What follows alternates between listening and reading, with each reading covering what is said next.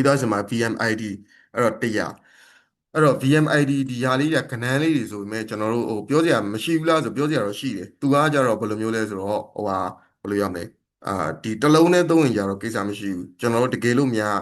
အကြောင်းမျိုးမျိုးနဲ့ကျွန်တော်တို့ကဒီ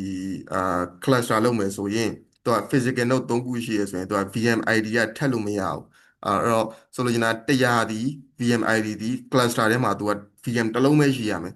100နှလုံးရှိလို့မရဘူးအဲ့ဒီတော့ကြောင့်ပါလဲဆိုတော့နောက်ထပ် cluster တစ်ခုမှာနောက်ထပ် VM 100ရှိရဆိုရင်အဲ့နှစ်ကောင်ဒီအဲ့ physical node နှစ်ခုဒီ cluster လုပ်လို့မရဘူးဟိုဘက်က VM ရဲ့ ID ကိုပြောင်းရင်ပြောင်းမပြောင်းရင်ဒီဘက်က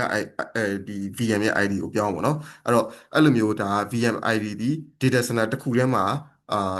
ထပ်လို့မရဘူးပေါ့နော်အဲ့တော့အဲ့ဒီဟာဘယ်လောက်ထိတက်ရောက်နိုင်လဲဆိုတော့ဥပမာကျွန်တော်တို့ကအာ data center ထားပါတော့ rack ကြီးနှလုံးရှိရဆိုတော့ rack cabinet ကြီးနှလုံးရှိရ 42U ပေါ့အကြီးပေါ့အဲ့တော့ rack cabinet ကြီးနှလုံးမှာကျွန်တော်တို့ကအကုန်လုံးမှာကျွန်တော် Proxmox တွေအများကြီးစောက်လိုက်တယ်ဒါပေမဲ့အာ cabinet A ကProxmox တွေက cluster တစ်မျိုးတစ်ခုပြီးတော့မှ cabinet B မှာရှိနေတဲ့ကောင်တွေက cluster တစ်ခုအကြောင်းမျိုးမျိုးနဲ့အဲ့နှစ်ခုကိုကျွန်တော်တို့ကဥပမာထားပါတော့ဟို cluster ထဲကိုမထည့်ဘူးဒါပေမဲ့ဟိုဘက်က VM ကိုကျွန်တော်တို့ကဒီဘက်ကိုပြောင်းကျင်တယ်ဆိုရင်အဲ့ဒါဆိုရင်ကျွန်တော်တို့ VM ID ကိုပြင်ရတယ်မပြင်လို့မရဘူးဘာလဲဆိုတော့ဥပမာဘာလဲဆိုတော့ rack ဒီ cabinet A ထဲမှာကျွန်တော်တို့ကVM ID 100ရှိမယ်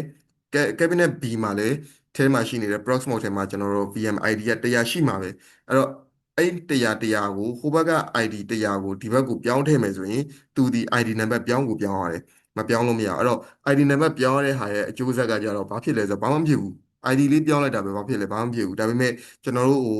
ဒီဘယ်လိုရမလဲ enterprise မှာကြတော့ဒီ VM တွေရဲ့ inventory တွေမှတ်တဲ့အချိန်ကြပြီဆိုရင်ဘာဖြစ်လဲဆိုတော့ဒီ ID လေးတွေကဟိုစကားပြောတယ်ပေါ့နော်ဘာလဲဆိုတော့ inventory ကိုကျွန်တော်တို့မှတ်တဲ့အချိန်ကြပြီဆိုရင်ဘယ်အာကျွန်တော်တို့ဘယ် project မှာသုံးနေတဲ့ဘယ် VM အဲ့ဒါကတော့ကျွန်တော်တို့စာရင်းထဲမှာရှိတာ ID နံပါတ်ဘယ်လောက်ဒါပေမဲ့အဲ့ဒီကောင်ကိုနောက်တစ်ဖက်ကိုပြောင်းလဲပြောင်းလဲကောဒီ ID သုံးလို့မရတဲ့အတွက် inventory တွေအထိကျွန်တော်တို့ကဟိုဘယ်လိုရမလဲကိုယ့်ဘာကိုအပြင်မှာမှတ်တဲ့ inventory ပေါ့နော်အဲ့လိုမျိုး inventory တွေအထိကျွန်တော်တို့ကလိုက်ပြီးပြင်ရတာရှိတယ်အဲ့တော့ဒါဒီ VMID ဒီ